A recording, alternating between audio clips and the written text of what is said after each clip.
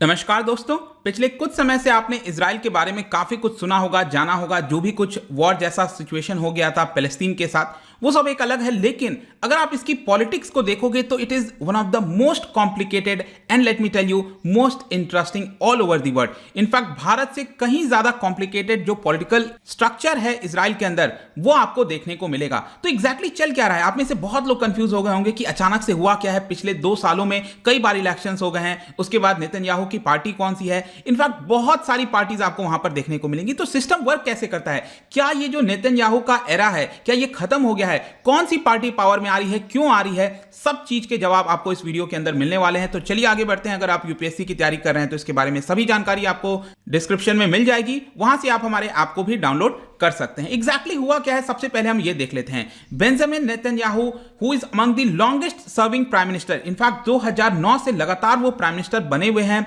और फाइनली ऐसा हो सकता है कि वो वापस हट जाएंगे अपने पद से, क्योंकि 8 पॉलिटिकल पार्टीज, जी हां, इजराइल के अंदर 8 पॉलिटिकल पार्टीज एक साथ आ रही हैं। और सरप्राइजिंग बात यह है कि इस बार जो 8 पॉलिटिकल पार्टीज एक साथ आ रही हैं उसके अंदर जो एकदम एक्सट्रीम राइट विंग पार्टीज हैं, इसके साथ साथ जो अरब मेजॉरिटी की पार्टीज हैं वो एक साथ आ रही हैं। ये सरप्राइजिंग है क्योंकि जो राइट विंग पार्टीज हैं वो किसी भी प्रकार से नहीं चाहती कि वहां पर पैलेस्टीन हो, और जो अरब मेजॉरिटी पार्टीज हैं, देखिए अरब मेजॉरिटी का मतलब क्या है कि आपने देखा होगा इजराइल के अंदर जूइश पॉपुलेशन तो रहती है, लेकिन एक काफी बड़ी संख्या वहां पर अरब पॉपुलेशन की भी है। जैसे कि जब वॉर हुआ था पैलेस्टीन के साथ तो बड़ी पॉपुलेशन वहीं पर रुक गई थी, इजराइल के अंदर थी, उनको इजराइल की ही सिटीजनशिप है, वो भी वोट करते हैं, तो उनको सपोर्ट करने वाली भी पार्टीज होती हैं, राइट। तो अरब से रिलेटेड जो पार्टीज हैं वो भी हैं, और जो राइट विंग पार्टीज हैं वो एक साथ यहां पर आ गई हैं। और बहुत ही सरप्राइजिंग है कि यहां पर उनके द्वारा एक कोलिशन लाने की कोशिश की जा रही है। अभी के लिए याद रखिएगा, जब मैं वीडियो रिकॉर्ड कर रहा हूं, अभी तक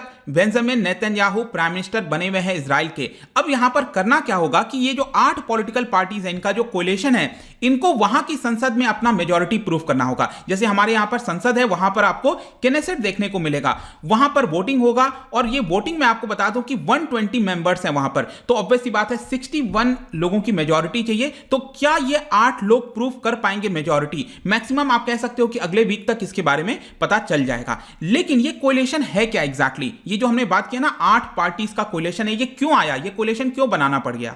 इसका मेन कारण है पिछले 2 वर्ष के अंदर 4 बार इलेक्शंस हुए हैं इजराइल के अंदर। अगर आप देखोगे जिस 4 इलेक्शंस में कोई भी पार्टी को मेजॉरिटी नहीं मिली है। इनफैक्ट अभी तक आप इजराइल में देखोगे, I don't know if you will be surprised और नॉट, बट अभी तक किसी भी पार्टीज को क्लियर मेजॉरिटी कभी भी नहीं मिला है। जी हां, किसी भी पार्टी को क्लियर मेजॉरिटी नहीं मिला। एक सिंगल पार्टी जो है अपने खुद के बल पर जो है कभी भी सरकार नहीं बना पाई है इजराइल में। आप सोच के देखो, इतना छोटा सा आपका देश है, 120 मेंबर्स हैं, उसके बावजूद भी वहां पर नहीं हो पा रहा है। तो इसीलिए मैंने आपसे कहा था स्टार्टिंग में कि बहुत ही कॉम्प्लेक्स है और काफी इंटरेस्टिंग है। यहां पर मैं आपको बताता हूं, देखिए जो सेकंड लास्ट इलेक्शन हुआ था, जैसे कि अभी तो लेटेस्ट इलेक्शन कब हुआ है, मार्च 2021 में हुआ। उसके जस्ट पहले अगर आप देखोगे तो पिछले साल मार्च 2020 में हुआ था, 1 साल पहले, जिसमें जो नेतन्याहू की पार्टी है, लिकुड पार्टी, याद रखिएगा नेतन्याहू की पार्टी है, अगेन ये राइट विंग पार्टी माना जाता है, लिकुड पार्टी है, इन्होंने ज्वाइन कर लिया था बेनी गेंट्स की जो पार्टी है ब्लू एंड व्हाइट। ये भी एक तरह का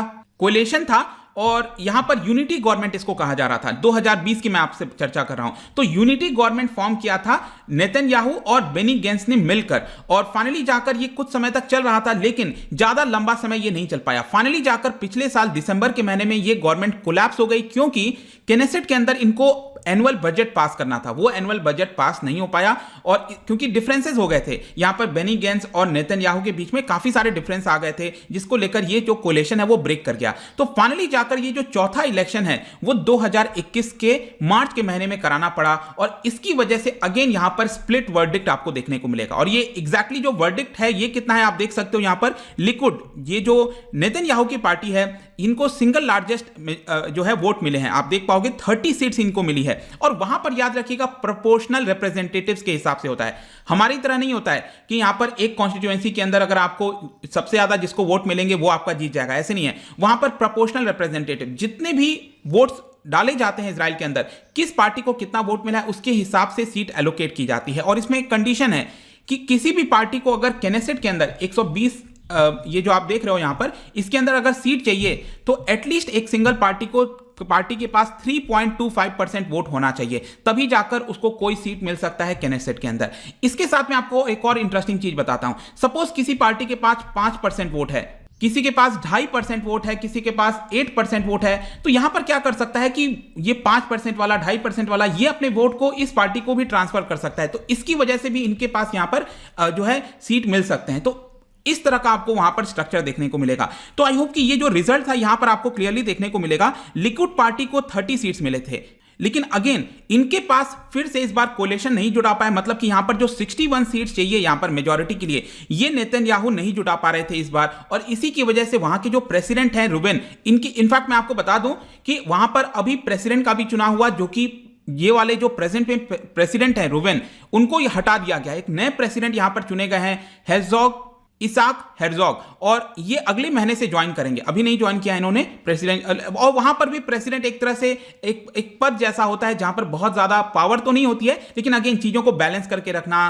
पीस, और जो अरब मेजॉरिटी, अरब के जो लोग हैं वहां पर रह रहे हैं, जूइश पीपल हैं, उनके बीच में एक भाईचारा सा संबंध हो, मतलब इस तरह की चीजें कॉन्स्टिट्यूट करना। हेड ऑफ द स्टेट कह सकते हो, लेकिन ज्यादातर पावर अगेन प्राइम मिनिस्टर के पास होती है, जिस तरह से हमारे देश में आपको देखने को मिलेगा। तो जो प्रेसिडेंट हैं उन्होंने फाइनली जाकर ये जो लैपिड पार्टी है, यहां पर अब आप देखो, सॉरी लैपिड पार्टी मैंने बोल दिया, ये पार्टी है जिसका नाम है यश एतिद, ठीक है। ये सेकंड लार्जेस्ट इनको जो है वोट मिले थे, और इनके पास 17 सीट्स हैं।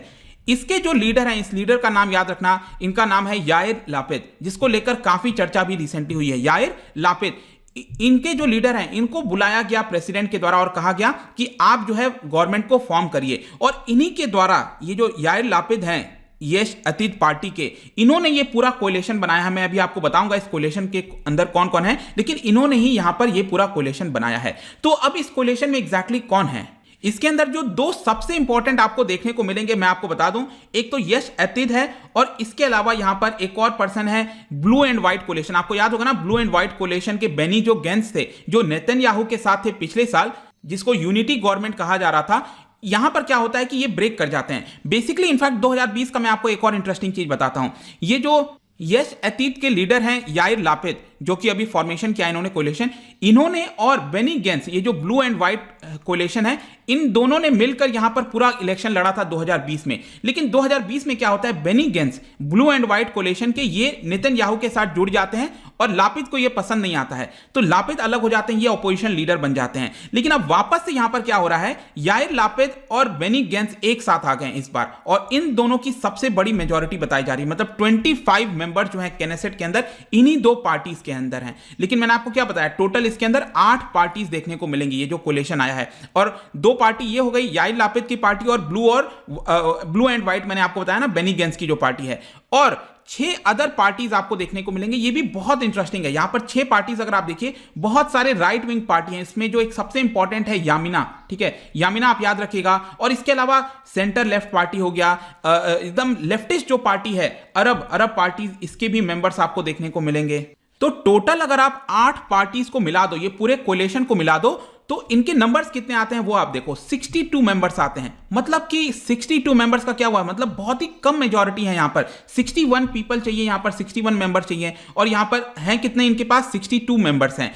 और इनफैक्ट इसमें से भी क्या हुआ है कि एक जो मेंबर हैं यामिना के, ये आप देख रहे हो ना यहां पर, ये यामिना के 7 मेंबर्स हैं, ये भी कोलिशन में हैं। तो इसके एक मेंबर ने कह दिया है कि मैं यहां पर सपोर्ट नहीं करूंगा, क्योंकि ये राइट विंग पार्टी है, और राइट विंग पार्टी के बहुत सारे मेंबर्स को लगता है कि अरब पार्टीज के साथ हम कैसे शामिल हो सकते हैं, क्योंकि अरब पार्टी चाहती है यहां पर पैलेस्तीन भी हो, और जो राइट विंग पार्टी है वो कभी नहीं चाहती कि पैलेस्तीन वहां पर हो।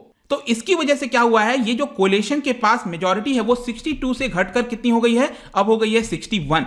तो मतलब इनके पास कोई गुंजाइश नहीं है। अगर इस 61 में से कोई भी मेंबर अगर पीछे हट जाता है तो यहां पर ये कोलिशन ब्रेक हो जाएगा। तो अभी तक यहां पर अभी तक जब मैं वीडियो रिकॉर्ड कर रहा हूं, मैं फिर से बोल रहा हूं, ये सिद्ध नहीं किया गया है, यहां पर जो वोटिंग होनी है कैनेसेट के अंदर वो हुआ नहीं है। वो होने के बाद ही यहां पर नए प्राइम मिनिस्टर चुने जाएंगे। तो क्वेश्चन यह है कि नए प्राइम मिनिस्टर कौन होंगे, और यहां पर आपने इनका नाम सुना होगा, दैट इज नफ्ताली बेनेट। ये बन सकते हैं, ऐसा बार बार बताया जा रहा है कि ये अगले प्राइम मिनिस्टर बन सकते हैं इजराइल के नेतन्याहू के बाद। और ये कौन से पार्टी से बिलोंग करते हैं? अगेन यहां पर देखो, यामिना पार्टी, ये वही पार्टी है, राइट विंग पार्टी है, जिसमें से एक मेंबर यहां पर कह रहा है इनके कि हम सपोर्ट नहीं करेंगे इस कोलिशन को। तो यहां पर यामिना पार्टी के ही लीडर हैं जिनका नाम है नफ्ताली बेनेट, ये अगले प्राइम मिनिस्टर बन सकते हैं। और इनका भी यहां पर मत है, ये भी स्टार्टिंग से कहते आ रहे हैं कि हम यहां पर इजराइल जो पैलेस्तीन है वो हम नहीं बनने देंगे, क्योंकि पूरी तरह से राइट विंग पार्टी है। और वहां पर क्या होता है, 4 साल का पूरा कार्यकाल होता है। ये जो हमारे यहाँ 5 साल होता है, वहां पर 4 साल होता है। तो ये यामिना पार्टी के जो नफ्ताली बेनेट हैं वो आपका 2 साल तक बने रहेंगे, और उसके आखिरी का जो 2 साल है वो लेपिड, ये जो याइर लापिद है ना, यस एथिड पार्टी के, वो अगले 2 साल के लिए प्राइम मिनिस्टर बन जाएंगे। इस तरह का कोलिशन बनाने की यहां पर कोशिश की गई है। लेकिन प्रॉब्लम क्या है इस कोलिशन के अंदर? प्रॉब्लम यह है कि इन अलग अलग पार्टीज हैं, एक मतलब एक खिचड़ी सा पक गया है। वहां पर इनका कोई कॉमन एजेंडा अभी तक देखने को नहीं मिल रहा है। इनका बस एक ही कॉमन एजेंडा है इस समय, वो है नेतन्याहू को बाहर हटाओ, पावर से हटाओ। काफी लंबे समय से ये प्राइम मिनिस्टर बने हुए हैं, और इसी की वजह से क्वेश्चन उठ रहा है कि कब तक ये कोलिशन चल पाएगा, ये तो देखने वाली बात होगी। और इनफैक्ट आपको काफी कुछ सिमिलर भारत से देखने को मिलेगा। वहां पर जो करंट स्पीकर हैं, केनेसेट है ना, जो वहां पर संसद पार्लियामेंट है वहां की केनेसेट, तो वहां पर जो स्पीकर होता है, अगेन उसका भी रोल इंपॉर्टेंट हो जाता है कि वो क्या कदम उठाता है। तो जो स्पीकर है वो नेतन्याहू की जो पार्टी है ना, लिकुड पार्टी, ठीक है, उनके मेंबर ही एक तरह से स्पीकर हैं वहां पर इस समय। और यहां पर जो लापिद हैं उनके द्वारा बार बार आरोप लगाया जा रहा है कि स्पीकर वोटिंग नहीं करवा रहे हैं जल्दी से। केनेसेट के अंदर जो वोटिंग करवानी है वो स्पीकर के द्वारा नहीं कराया जा रहा है, इसको टालने की कोशिश की जा रही है। और इसलिए कोशिश की जा रही है क्योंकि नेतन्याहू यहां पर किसी प्रकार का समझौता कर सकें, ये जो कोलिशन है इसके अंदर कुछ दरारें करा सकें और किसी मेंबर को बाहर ले जाए। और मैंने आपको पहले ही बताया कि ऑलरेडी यहां पर 61 मेंबर्स बचे हैं। अगर इसमें से कोई भी धोखा दे देगा कोलिशन को तो ये कोलिशन ब्रेक हो जाएगा। तो एक तरह से नेतन्याहू पूरी तरह से इस समय कोशिश कर रहे होंगे किसी प्रकार से कि यहां पर कोलिशन को ब्रेक किया जाए, किसी ना किसी मेंबर को वहां पर से हटाया जाए। तो what next for Netanyahu? Netanyahu के लिए बेसिकली एक ही यहां पर समाधान है, जैसे मैंने आपको बताया कि वो किसी प्रकार से कोशिश करें कि ये कोलिशन यहां पर अपनी मेजॉरिटी प्रूव ना कर पाए। और एक बार मेजॉरिटी प्रूव नहीं होगा तो वापस से फिर से चुनाव होगा, फिर से 5वां इलेक्शन होगा बहुत ही रीसेंट टाइम्स में अगर आप देखोगे तो। और तब तक क्या है कि ये प्राइम मिनिस्टर बने रहेंगे नेतन्याहू, और जब तक वो बने रहेंगे उनके पास यहां पर इम्यूनिटी भी होगी, क्योंकि आपको पता है नेतन्याहू के ऊपर कुछ करप्शन के ट्रायल केसेस वगैरह चल रहे हैं, तो उनको गिरफ्तार नहीं किया जा सकता, जेल नहीं भेजा जा सकता। तो इसलिए भी नेतन्याहू कोशिश कर रहे हैं कि वो प्राइम मिनिस्टर के पद पर बने रहे, क्योंकि जब तक वो उस पद पर हैं तब तक उनको कोई कुछ नहीं कर सकता। और कंक्लूजन में यही कह सकते हैं कि अभी के लिए कुछ कहा नहीं जा सकता, बहुत ही थिन मेजॉरिटी है। ऐसा बोला तो जा रहा है कि शायद वो प्रूफ कर लेंगे मेजॉरिटी, लेट्स सी कि क्या होता है। अभी नेतन्याहू को राइट ऑफ करना भी सही नहीं होगा पूरी तरह से, लेकिन एक बार ये कोलिशन बन गया, अगर इन्होंने गवर्नमेंट फॉर्म कर दी, तब यहां पर नेतन्याहू का जो पॉलिटिकल फ्यूचर है वो देखना होगा कि किस तरफ जाता है।